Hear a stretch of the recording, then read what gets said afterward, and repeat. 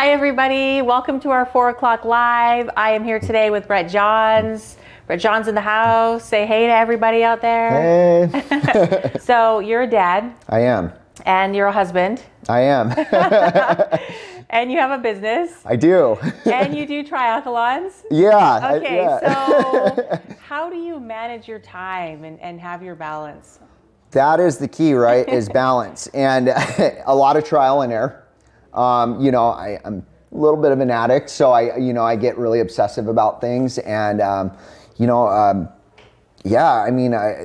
so I had to find out like what was the right amount of meetings for me, and then I needed to start incorporating some physical exercise into me because it was all work. It was all work and recovery, and I was feeling the effects of it, the stress. The physical toll it takes, you just feel kind of crummy all the time. So what happened is COVID happened, and I always kind of like to run, but I got super into running because gyms were closed, this and that, and I found it to be my time to meditate when I would run. So I would start my day off with that. So 2 birds with 1 stone: get my meditation in, get my exercise in, and then and then I have a 15-year-old, and then we just had a baby in November, so that kind of threw a wrench in everything, and so I had to figure out the scheduling and stuff. But it's trial and error, man. Mm-hmm.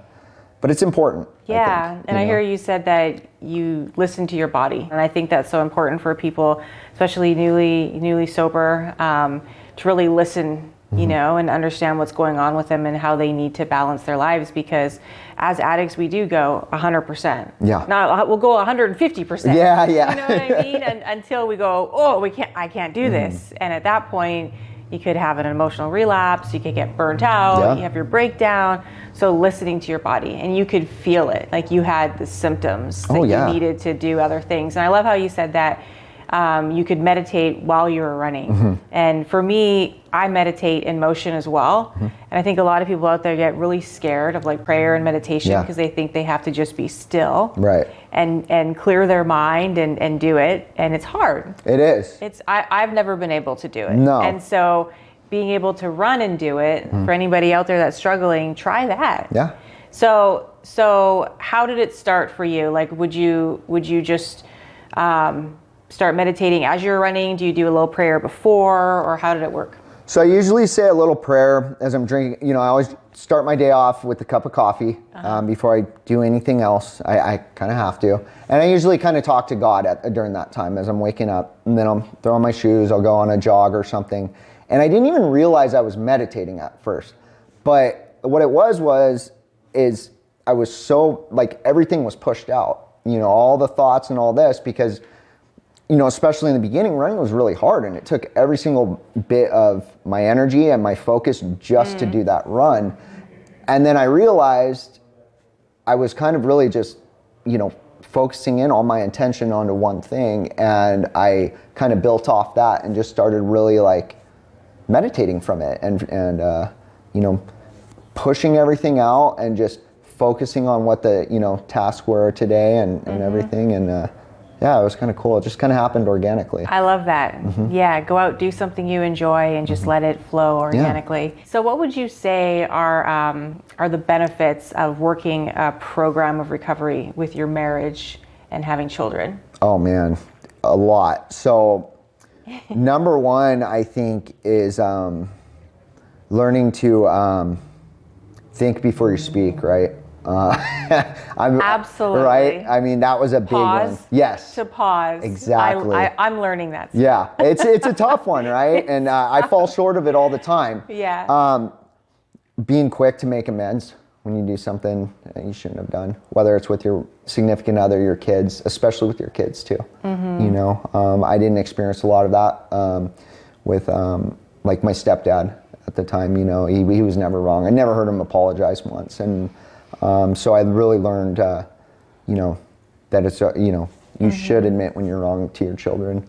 And I learned that in the rooms, and communication. There's so much that if we do it right, or at least attempt to do it right with our recovery, we can apply those things. And everything you just said are such key things that we need to do.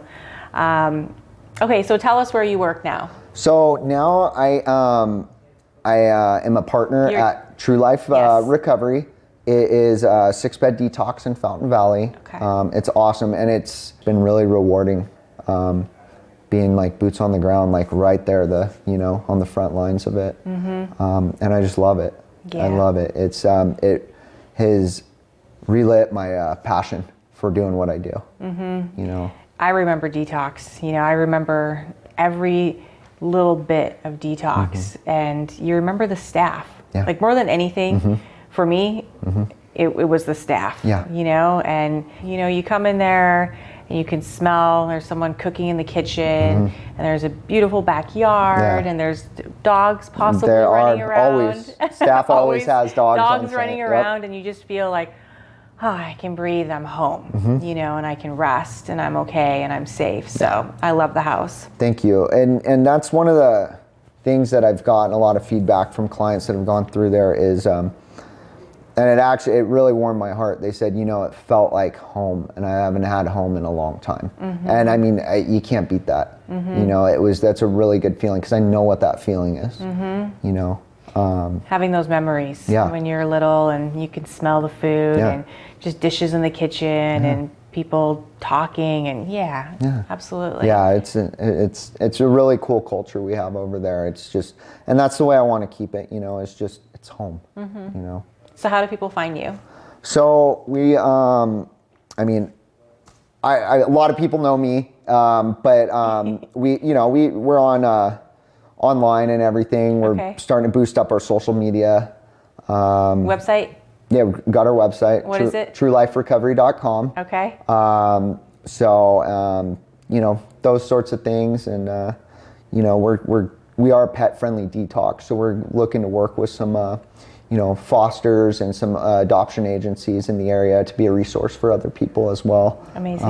I think animals and that bond between pets and their owners is huge. It's huge. It's therapeutic. It is very therapeutic. It's very comforting, and because animals know unconditional love.